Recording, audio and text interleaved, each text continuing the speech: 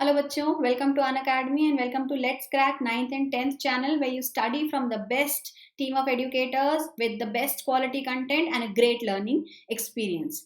I am Vibha Raj, I am from Kota, Rajasthan and I have been a teacher for the past 11 years.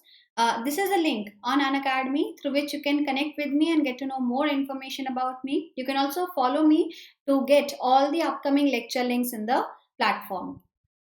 You are on An Academy, which is India's largest learning platform. And if you are a part of this team, you definitely are going to learn from the best of the nation.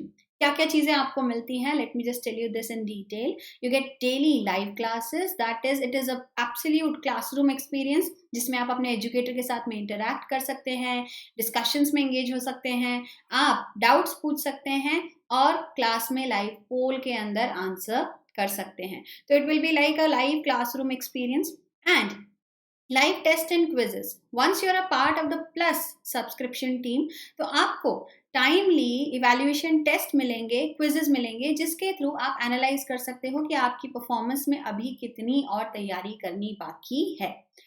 You get structured courses से मतलब है कि आपको पूरी तरीके से जो course आपने परस्यू किया है, फॉलो किया है, उसको आपको एक स्ट्रक्चर्ड फॉर्मेट में प्रेजेंट किया जाएगा. मतलब आपको पता होगा कब आपके लेक्चर्स हैं, आपको पता होगा कब आपका डाउट सेशन है, आपको पता होगा कब इस लेसन का टेस्ट होगा. तो हर चीज शेड्यूल्ड होती है, स्ट्रक्चर्ड होती है, तो आपको किसी भी एक्स्ट्रा चीज के लिए इधर उधर जाना नहीं पड़ता है. You get unlimited access which is the best thing. आपने एक बार अगर सब्सक्रिप्शन लिया है तो आप जितनी भी बार चाहें आप लेक्चर्स को देख सकते हैं, पुराने लेक्चर्स देख सकते हैं, लाइव लेक्चर्स को देख सकते हैं एंड पीडीएफ भी डाउनलोड कर सकते हैं.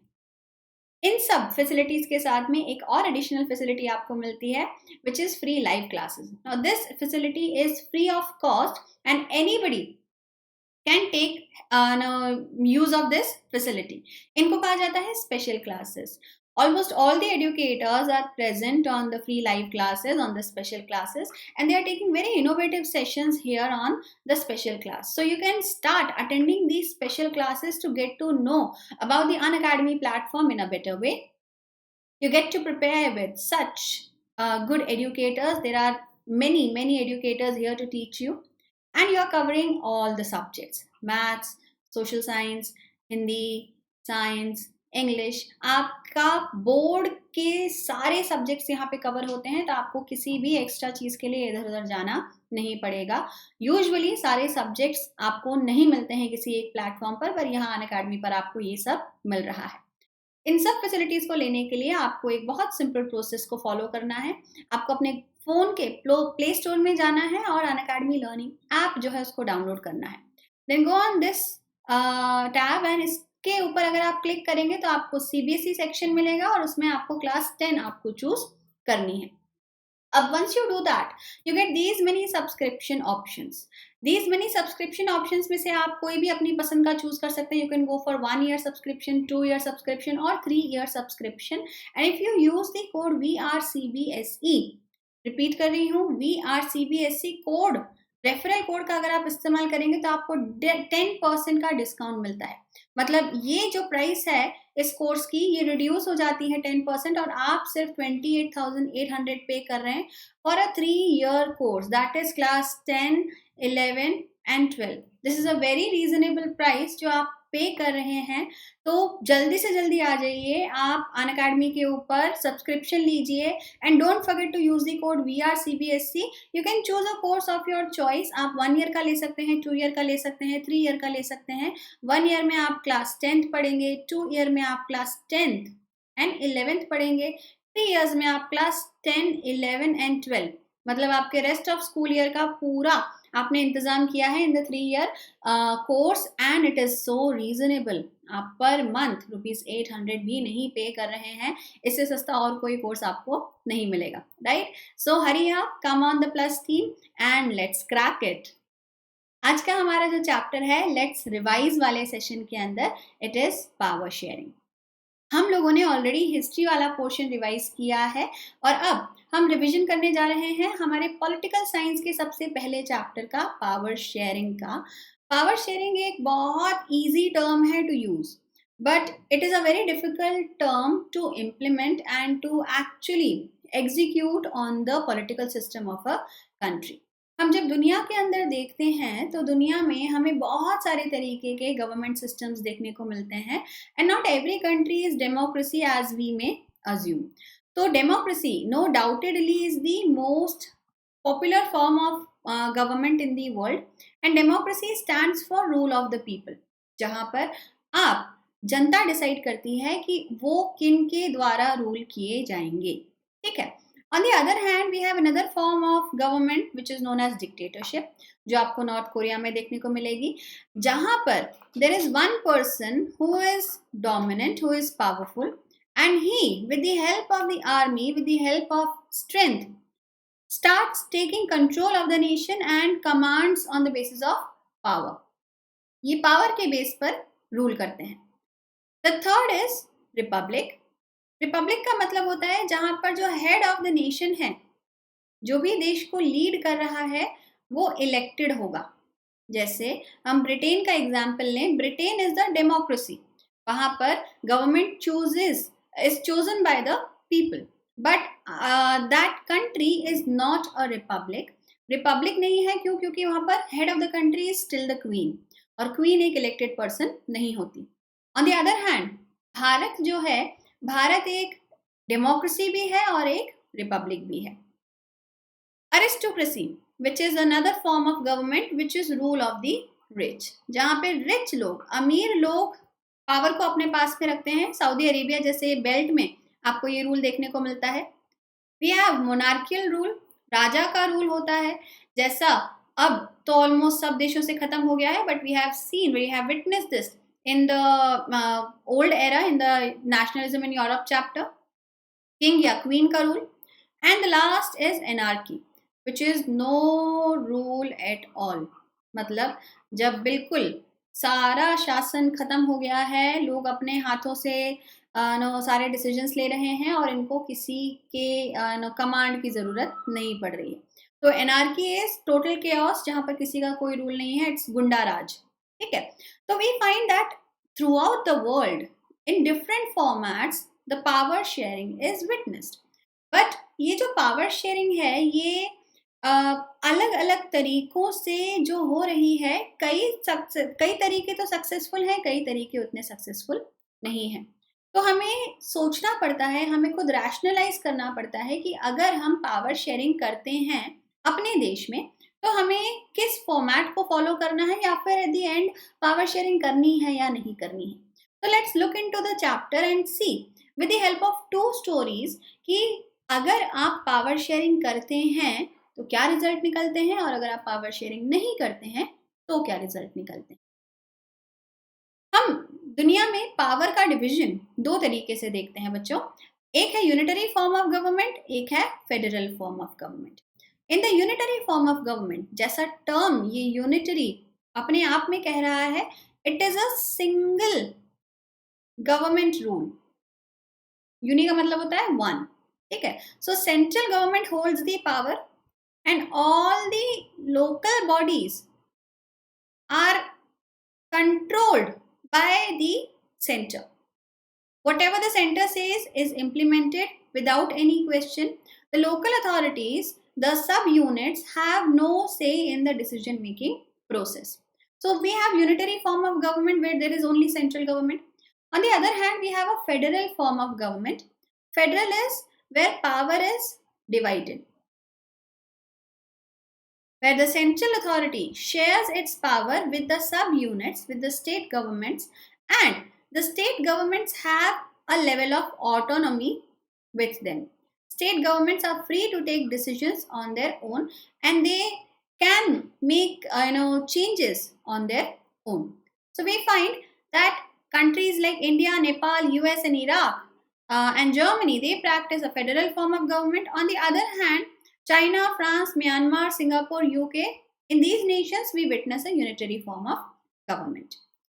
So let's look into the 2 stories that are going to give us an example of how power sharing is practiced throughout the world. When you share power and see the results, what happens, and we don't share power and we will see the results, what happens. So let us start our story from the first country, which is Belgium. Belgium is a very small country in Europe.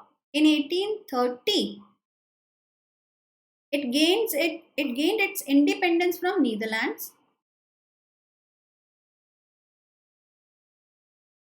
and after that this country had been surviving individually. इसके borders पर Netherlands, Germany, France, Luxembourg जो देश हैं वो आते हैं. ये important है, ये याद रखिएगा. And it has a population of almost just 1 crore. And ये अगर साइज वाइज देखा जाए तो भारत के किसी भी एवरेज साइज स्टेट से भी छोटा है. ठीक है, पॉपुलेशन के हिसाब से तो बहुत ही छोटा है. बट इतना छोटा होने के बावजूद इस देश में कई बड़ी समस्याएं एग्जिस्ट कर रही थी. In this country, the population was basically divided into two language speaking groups. One were Dutch speakers, the other were French speakers. Almost 59% जो population थी, it resided in the Flemish area and spoke Dutch. On the other hand, 40% जो population थी, it resided into the Walloon area and spoke French language. 1% की जो जनसंख्या है, जो बच गया हमारा 1% population resided in the Walloon area on the western eastern corner and they spoke German. ये बहुत ही नॉमिनली स्मॉल ग्रुप था. मेनली जो आपको टेंशन देखने को मिलेगी वो डच एंड फ्रेंच के बीच में देखने को मिलेगी. सो देश के अंदर ये पॉपुलेशन प्रपोर्शन था. But on the absolute contrary, जो इनका कैपिटल था ब्रुसेल्स के अंदर ये जनसंख्या का प्रपोर्शन बिल्कुल चेंज हो जाता है. वी सी कि देश के अंदर अगर देखा गया तो डच मेजॉरिटी में है और फ्रेंच माइनॉरिटी के अंदर है. But in Brussels the French population stood at 80%, whereas the Dutch speaker population was merely 20%. Now this distribution difference definitely affected the country's power sharing balance, power sharing scale. How? Let us look at the problems that existed there. The minority French speaking community was relatively rich and powerful. This was resented by the Dutch speaking community, who got the benefits of economic development and education much later. तो जो French speaking population थी वो business communities थी basically, and they had been active for a very long time. So they got the benefits of those actions, and they were rich relatively, and because they were rich they acquired all the resources way early in comparison to the Dutch speaking population who were not so rich. So this led to a tension between the two groups. Moreover, the population which spoke French was in majority in Brussels, which made them more influential in the capital area, which was actually the apex where the political decisions were taken. तो अगर French population dominate कर रही थी, चाहे वो politics में हो चाहे वो इकोनॉमी में हो, तो जो डच स्पीकर पॉपुलेशन थी उनको ये चीज़ पसंद नहीं आ रही थी, और इस वजह से लगातार 1950s एंड 60s के बीच में काफ़ी तेज़ी से टेंशन डेवलप होनी शुरू हुई. और ये tension was almost on the brink of a civil war, और वॉर होती उसके पहले ही इनके जो पॉलिटिकल लीडर्स थे उन्होंने बहुत इंटेलिजेंटली, बहुत जुडिशियसली डिसीजन लिया कि हमें कोई ना कोई एक सोल्यूशन निकालना पड़ेगा. अगर हम ये सोल्यूशन नहीं निकालेंगे तो हमारी पॉपुलेशन आपस में ही एक दूसरे से लड़ेगी, एंड ये फाइट जो है ये हमारे ही देश का नुकसान करेगी. So to come out as a solution 1970 से 1993 के बीच में इन्होंने 4 अमेंडमेंट्स किए अपने कॉन्स्टिट्यूशन में, टू मेक श्योर कि ये जो लड़ाई झगड़ा है इसको हम कैसे सॉर्ट आउट करते हैं, और ऐसे सॉर्ट आउट करें कि भविष्य में आपको किसी भी तरीके की कोई समस्या नहीं मिले.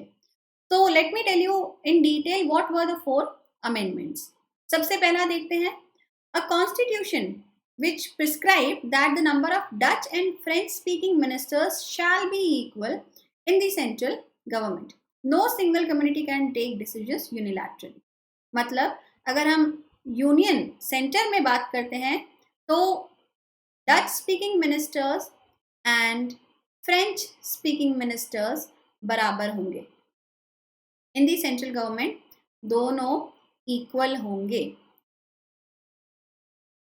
इनका काउंट जो है वो इक्वल होगा, ताकि जो भी डिसीजन लिया जा रहा है वो दोनों कम्युनिटीज के अप्रूवल से लिया जाए, किसी एक कम्युनिटी के अप्रूवल से नहीं कोई डिसीजन लिया जा सकता।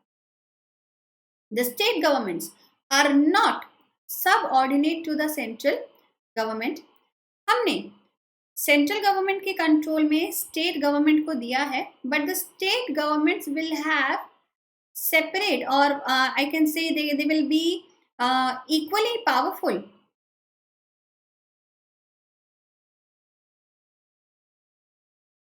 as the central government. That means the state governments can take their own decisions. They don't have to seek consent from the central government. Third, Brussels, the capital, has a separate government where both the communities have equal representation. Brussels में हम लोगों ने देखा था कि French speaking population ज़्यादा थी, Dutch speaking population कम थी। यहाँ पर भी उन्होंने सोल्यूशन निकाला कि फ्रेंच और डच मिनिस्टर्स यहाँ पर भी बराबर होंगे, ताकि जो डिसीजन मेकिंग है वो इक्वल रहे। Lastly, and in fact the most innovative way through which they solved their problems related to language was formation of a community government. A community government was a third level of government other than the center and the state. This was a separate kind of a government जिसमें Dutch, French and German तीनों के बराबर representatives रखे हमने, क्योंकि German भाषा बोलने वाला भी एक ग्रुप था और भाषा उनकी भी सिग्निफिकेंट थी। तो हमने तीनों के बराबर रिप्रेजेंटेटिव्स रखे इस गवर्नमेंट में, और इनको हमने जिम्मेदारी the culture, education, language related जो भी इश्यूज हैं वो कौन सॉल्व करेगा, वो ये कम्युनिटी गवर्नमेंट सॉल्व करेगी, जहां पर तीनों ग्रुप्स के बराबर रिप्रेजेंटेटिव्स हैं। सो डिसीजन मेकिंग के काम के लिए आपने एक सेपरेट लेवल ऑफ गवर्नमेंट रख दिया, और बाकी समस्याओं के लिए आपने एक अलग रिप्रेजेंटेटिव गवर्नमेंट रख दी है, जिसका काम है कि इन प्रॉब्लम्स को एक न्यूट्रल तरीके से ये सॉल्व करें। Now this was a very unique solution that they found, and fortunately ये जो सोल्यूशन था ये इनके लिए काफ़ी सक्सेसफुली काम किया। और आज की तारीख में हम देखते हैं कि Belgium economy wise, society wise, social structure के हिसाब से, पॉलिटिक्स वाइज यूरोप के सबसे स्टेबल नेशंस में से काउंट किया जाता है। तो वी फाइंड कि अगर आप पावर शेयरिंग करते हो तो उसके क्या रिजल्ट्स निकलते हैं, and if we are good at it, then definitely we will be able to accommodate the whole situation, pacify the whole situation and control things. So power sharing is definitely a good thing, and when you do it intelligently. But on the other hand, we will have another story next to the Belgium story, जिसमें हम देखते हैं कि अगर आप power sharing नहीं करते हैं तो क्या नतीजे निकलते हैं। तो हमारी दूसरी कहानी निकल के आती है श्रीलंका से। श्रीलंका हमारा एक भारत का एक पड़ोसी देश है और तमिलनाडु के बहुत करीब है, और इसको पाक state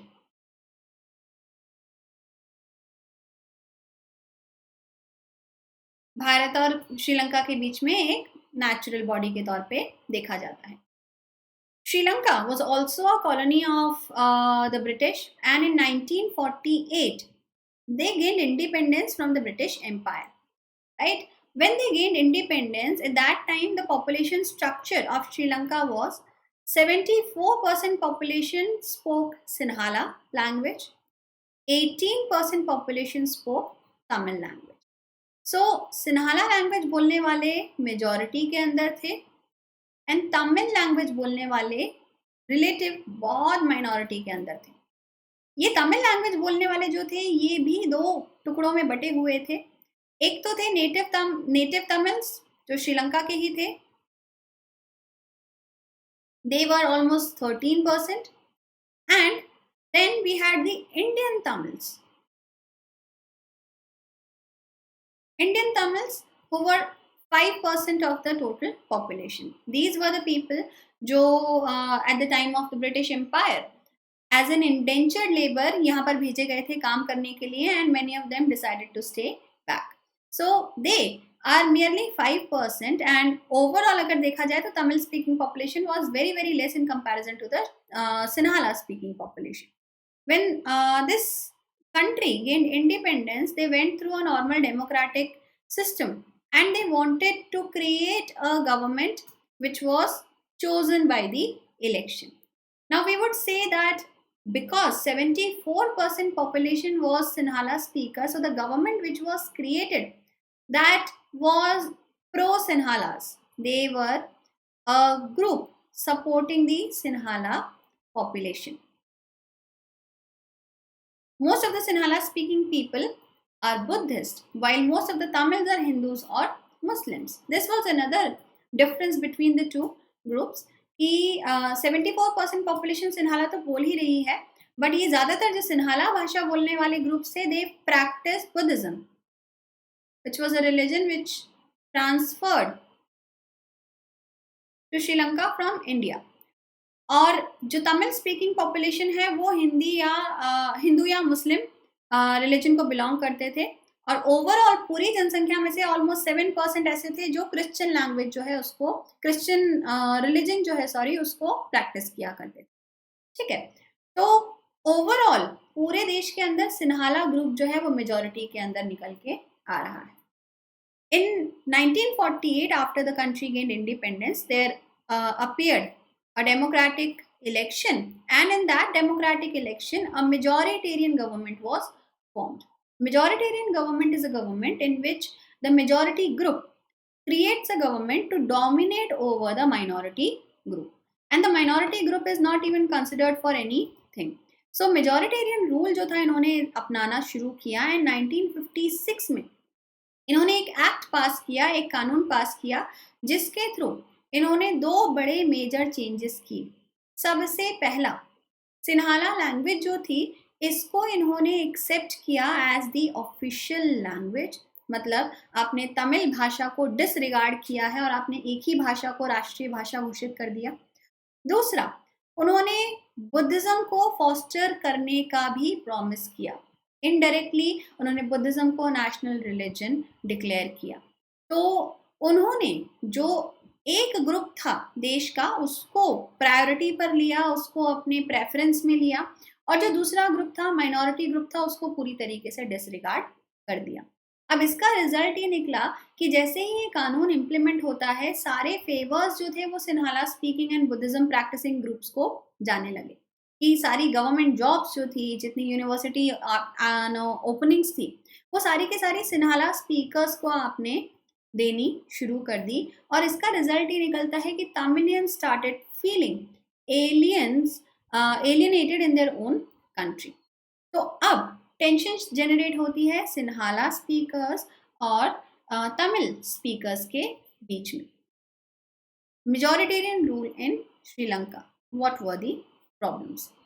All these government measures, coming one after the other, gradually increased the feeling of alienation among the Sri Lankan Tamils. They felt that none of the major political parties led by the Buddhist Sinhala leaders was sensitive to their language and culture.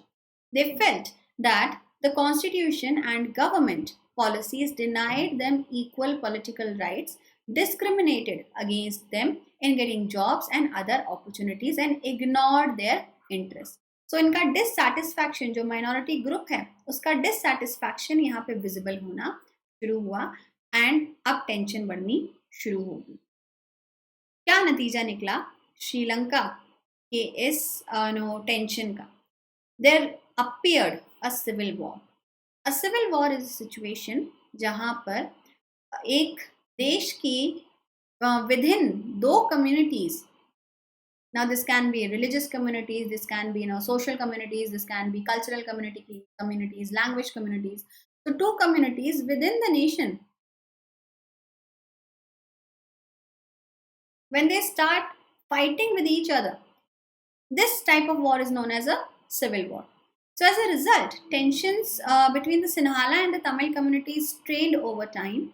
The Sri Lankan Tamils launched parties and struggles for recognition of Tamil as an official language, or for regional autonomy and equality of opportunity in securing education and jobs. But as the government was strictly majoritarian, they did not even pay any attention to these demands.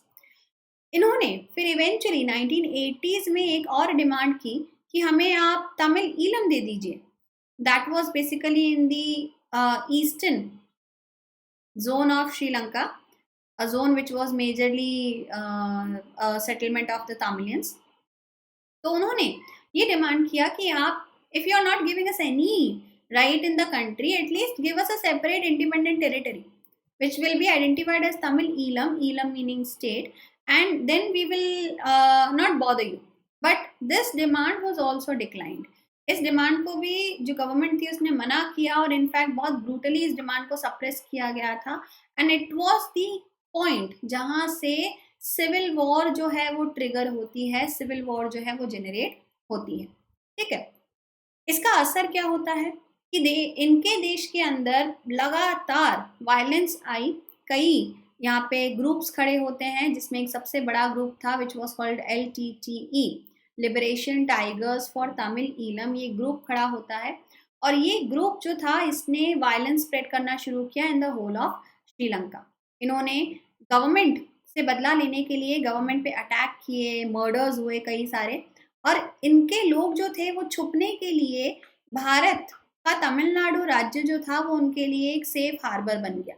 And the violence was also moved to the union of India. तो जब हमारे यहाँ पर ये चीज़ होनी शुरू हुई, हम पर इसका असर आना शुरू हुआ. So the then prime minister mister Rajiv Gandhi interfered with this and he approached to the United Nations to seek help, and to in a good absolute harmonious way he wanted to help the neighboring country, and he wanted UN intervention in this.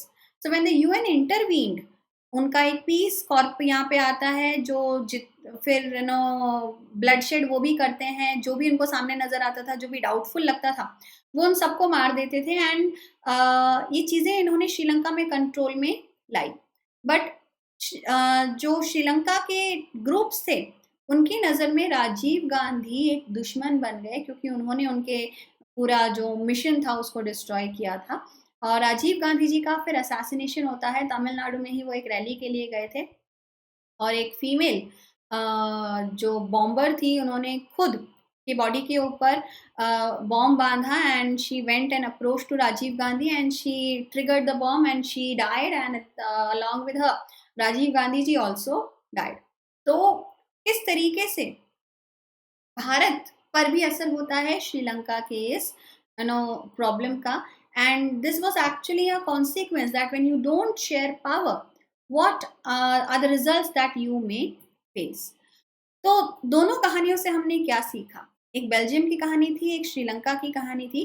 Both countries are democracies, yet they dealt with the question of power sharing differently.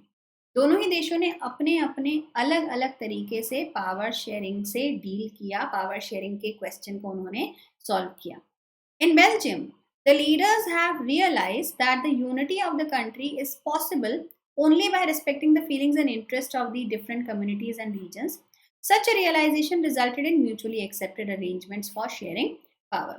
तो Belgium ने realise किया कि एक दूसरे की ज़रूरतों को ध्यान में रखना चाहिए, एक दूसरे की जो डिमांड्स हैं उनको फुलफिल करना चाहिए, एंड उन्होंने एक कोऑपरेशन की पॉलिसी अपनाकर अपने डिसीजंस को लिया.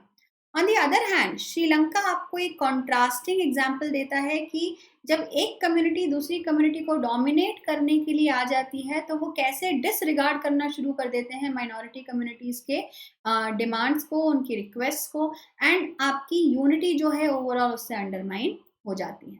ठीक है, तो अब एक क्वेश्चन रेज होता है यहाँ पर, why power sharing is desirable. This is an important one बच्चों, and it is asked in the exam for 3 to 5 mark. 3 mark का भी आ सकता है, ये 5 marks का भी आ सकता है explanation के लिए. तो just pay attention to this.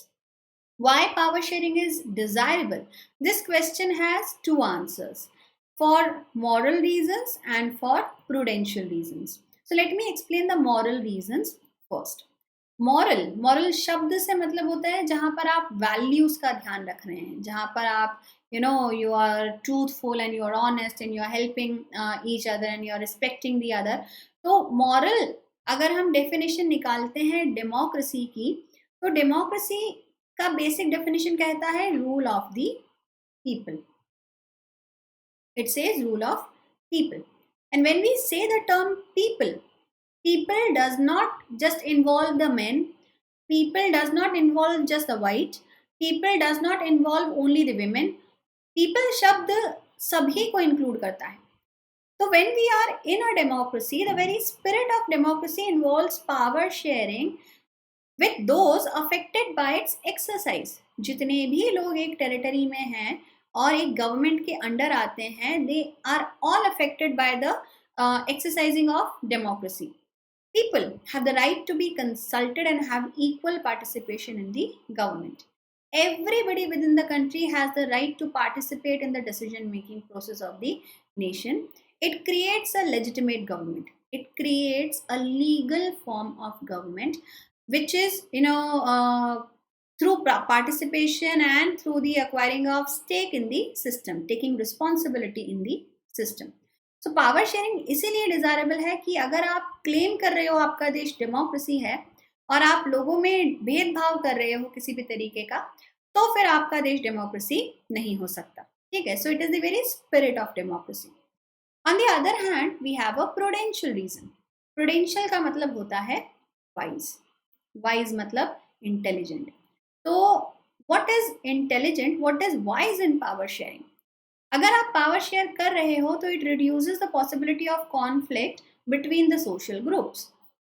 Like we saw in Belgium कि अगर वो कोई सोल्यूशन नहीं निकालते तो डच और फ्रेंच हमेशा ही लड़ते रहते, बट उन्होंने क्या सोल्यूशन निकाला कि कंट्री में जहाँ पर डच मेजॉरिटी में थे वहाँ पर डच ने कॉम्प्रोमाइज किया और बराबर नंबर के मिनिस्टर्स फ्रेंच को दिए. वेराज ब्रुसेल्स में जहाँ पर फ्रेंच मेजॉरिटी में थे वहां पर फ्रेंच ने कॉम्प्रोमाइज किया और बराबर नंबर ऑफ मिनिस्टर्स डच को दिए. तो दोनों जगह पर कॉम्प्रोमाइज किया गया एंड कॉन्फ्लिक्ट सिचुएशन को आपने पूरी तरीके से वेपराइज कर दिया. It ensures the stability of political order through unity of the nation. See, यहाँ पर हमने जब एक स्टेबल सरकार बनाई with equal representation, they knew that the other group also has the same power. So there will never be a tussle, there will never be a tension between the two groups because they know that both exercise the same power. It avoids tyranny of the majority. Now, because we have given equal power to both the groups, there will never be a majority group, and if there is no majority, there will never be a tyranny of the majority group. So yes, power sharing is a wise decision. तो हमें morally भी power को share करना चाहिए because it is the correct form of democracy, and हमें prudentially भी power को share करना चाहिए because it is wise to share power. Like we can see here with the help of two examples. First image जो है इसमें दिए गए हैं बुश जो यूएस के प्रेसिडेंट हैं एंड पुतिन जो रशिया के प्रेसिडेंट हैं. Both are running a democratic system, but you can see that Bush looks a little tensed because the form of democracy that he is running is relatively better form of democracy than what is Putin running. Putin has been making changes in the constitution, has been transforming the whole rules and regulations in favor of the president, and he is advising the same to Bush कि तेजी से पकड़ो, कानून को अपने हाथ में लो, अपनी मर्जी से डिसीजन लो, तब you will be able to rule in a better way and otherwise not. तो आप डेमोक्रेसी को अलग अलग तरीके से रन करने की कोशिश कर रहे हैं. यहाँ पर हमारे पास में एग्जाम्पल है when we have a coalition government, कि अगर हम कोई ऐसा देश देखते हैं, ये जर्मनी का एग्जाम्पल है बाय द वे, जहाँ पर दो पॉलिटिकल पार्टीज पावर को शेयर करती हैं, कि when two political leaders are leading the government, they have to make a balance between the functions. अगर ये एक दूसरे से लड़ेंगे तो इट इज़ हाईली इम्पॉसिबल कि इनको किसी भी तरीके से ये गाड़ी चलाने को मिलेगी. To run this government, this German government, they will have to manage and balance up their steering wheels and their rules and regulations. If they do not do that, they will never be able to function with this government. So the idea of power sharing has emerged in opposition to the nation of undivided political power. In modern democracies, power sharing arrangements can take many forms. दुनिया में हम basically 4 तरीके से power sharing देखते हैं.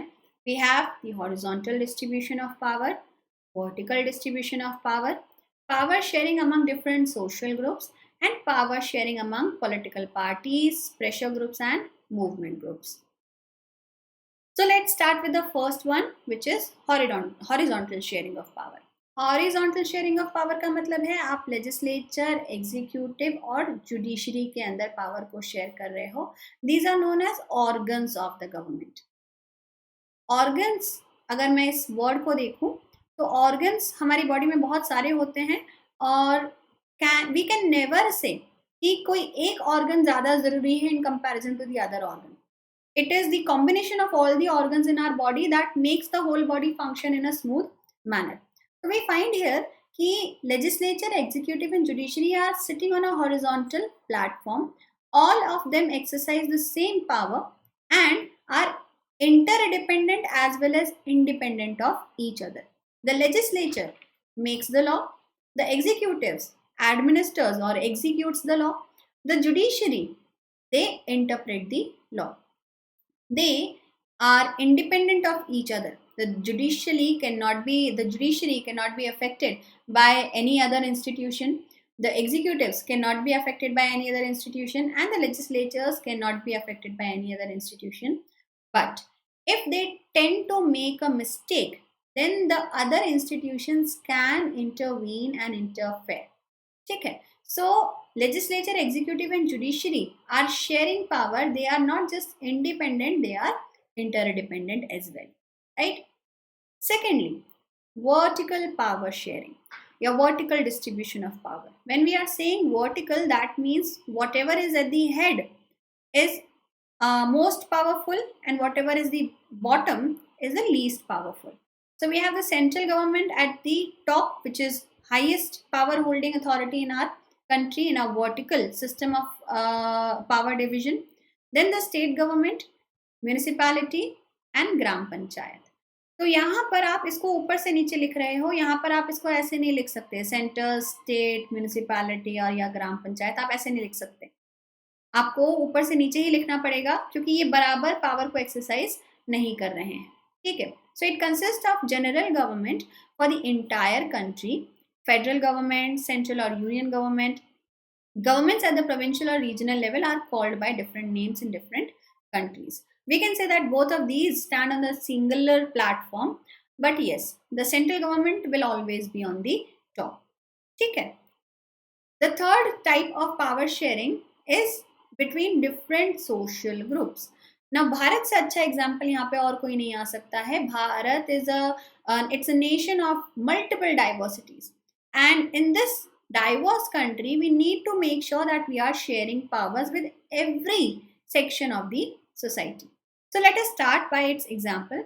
सबसे पहला हम बेल्जियम से ही ले लेते हैं कि सोशल ग्रुप्स के साथ में पावर शेयर करने का एक एग्जाम्पल ऑलरेडी हम लोगों ने देखा हुआ है बेल्जियम में, जो कम्युनिटी गवर्नमेंट में लिया गया. यहाँ पर हम देखेंगे कि 1% जर्मन स्पीकिंग पॉपुलेशन थी, उसको भी इक्वल पावर दी गई है इन द कम्युनिटी गवर्नमेंट, जहाँ पे फ्रेंच और डच और जर्मन स्पीकर सारे के सारे एग्जिस्ट कर रहे हैं. तो आप सारे ग्रुप्स को इन्वॉल्व कर रहे हो in the decision making process. In this arrangement socially weaker sections and women are represented in the legislature and administration. इसका एक और एग्जाम्पल भारत का रिजर्वेशन कॉन्सेप्ट आता है. भारत में हम इकोनॉमिक कंडीशंस की बेस पर, जेंडर बेस पर, कास्ट बेस पर कई जगह पर रिजर्वेशन प्रोवाइड करते हैं. The purpose of the reservation is to provide an extra hand, help to the under privileged section of the country who do not have resources to rise on their own. So like we see in the Panchayati Raj system, women are given 1/3 reserved seats, which is an example of how we are sharing power with the weaker sections of the society.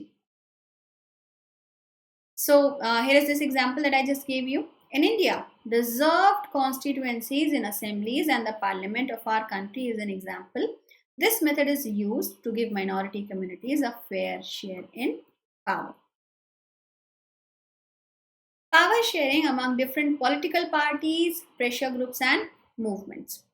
Political parties. We know that since 2004 in India, one single political party has not been able to create majority. In the recent tenures of the government, the party BJP has been winning all the votes, but they have made sure that they keep their allied members with them. We know कि अगर government बनाने के लिए आपके पास में सारे votes नहीं हैं तो आपको फ्रेंडशिप करनी पड़ती है, आपको अलायंसेस बनाने पड़ते हैं अपनी रीजनल पार्टीज के साथ में. तो दो बड़े अलायंसेस भारत के अंदर एग्जिस्ट करते हैं. This is how the political parties share power. We have UPA and we have NDA. UPA is United Progressive Alliance, जो कांग्रेस की लीडरशिप में बनता है. The team of Congress is UPA and the team of BJP is called NDA, National Democratic Alliance. Right. तो इस तरीके से आपको पावर शेयर करनी पड़ती है अपने स्टेट पार्टीज के साथ में, ताकि आप सत्ता में बने रहें. Without this the formation of government is relatively impossible. Pressure groups, as the word itself says, इसको हिंदी में कहते हैं हम दबाव दल.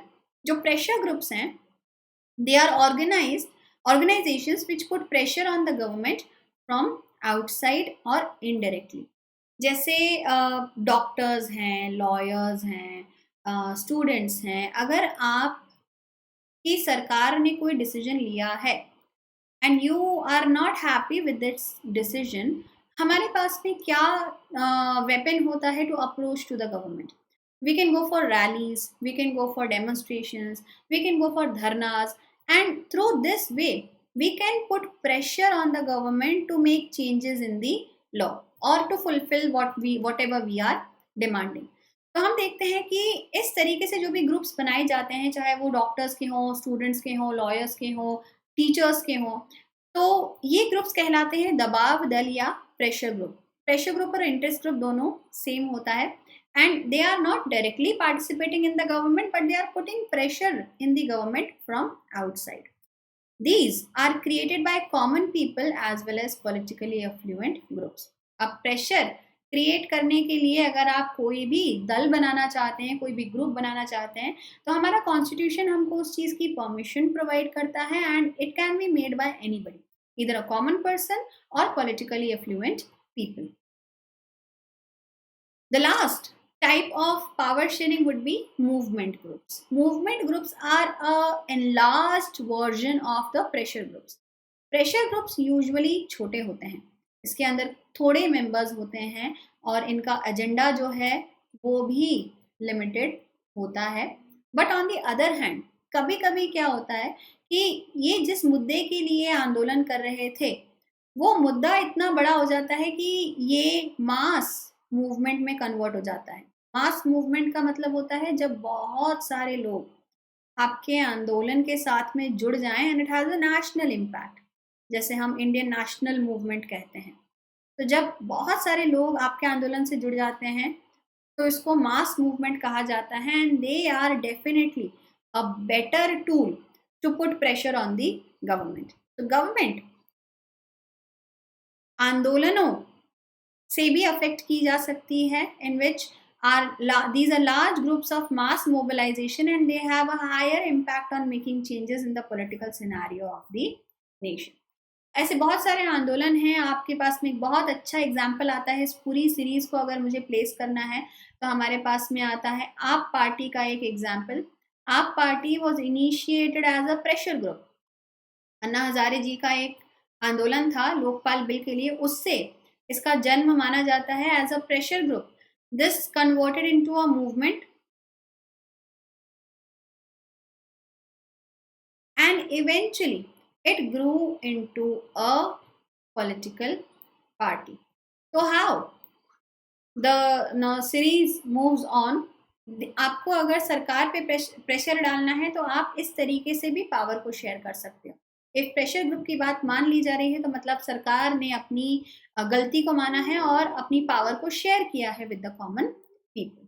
ठीक है, सो इन दिस चैप्टर हमने देखा कि कैसे पावर शेयरिंग की जाती है। अगर आप पावर शेयरिंग करते हैं तो क्या नतीजे निकलते हैं, नहीं करते हैं तो क्या नतीजे निकलते हैं। अगले चैप्टर के अंदर हम लोग पढ़ेंगे federalism, that is vertical power sharing, जिसके थ्रू हम लोग सेंटर से पावर को स्टेट एंड स्टेट से देन लोकल अथॉरिटीज के अंदर डिवीजन के बारे में देखेंगे।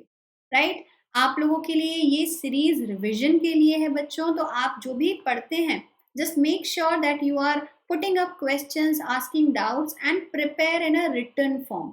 जैसे भी आप पढ़ रहे हैं लिख के पढ़िए, because now we are getting close to our half yearlies and they will be followed by the pre-board examination. So you need to now start learning. I hope आपको सब कुछ समझ में आया है। अगर आपको कोई भी डाउट होता है then you can without any doubt approach to your teachers. My name is Vibha Raj and I am definitely here to help you. आप हमसे कनेक्ट हो सकते हैं on Telegram channel. Telegram app आपको डाउनलोड करनी है। इसके लिए टेलीग्राम ऐप डाउनलोड एक बार अगर आप करते हैं तो आपको ये जो लिंक दिया हुआ है, ये हमारे लेट्स क्रैक 10th चैनल का, 9th एंड 10th चैनल का लिंक है, जिसको आपको यहाँ पे टाइप करना है। वंस यू डू दैट, उस पर आपको क्लिक करना है and once you click on the channel, आप सीधे हमारे टेलीग्राम चैनल से जुड़ जाएंगे। टेलीग्राम चैनल पे जुड़ने का फायदा आपको मिलता है कि यहाँ पर आपको सारी क्लासेस के जो लिंक हैं वो मिल जाते हैं डेली। जो टीचर्स हैं वो अपनी उस दिन की क्लास के लिंक जो है वो शेयर करते हैं, अपकमिंग जो भी वो क्लासेस लेने वाले हैं उसके लिंक्स शेयर करते हैं। तो आपको ढूंढना नहीं पड़ेगा यूट्यूब पर कि आपको कौन सी क्लास अटेंड करनी है। You can just go to the channel and you can find the link of the teacher that you want to follow. ठीक है, तो this is a very good thing. तो आप जल्दी से जल्दी इससे जुड़ जाइए ताकि आपको सारे लिंक्स मिलेंगे। Don't forget to like this video, share this video with your friends, and put a comment if you have any query. Do not forget to use the code VRCBSC for your 10% discount, and come on the plus as soon as possible. Let's crack it, guys. Thank you so much for the day.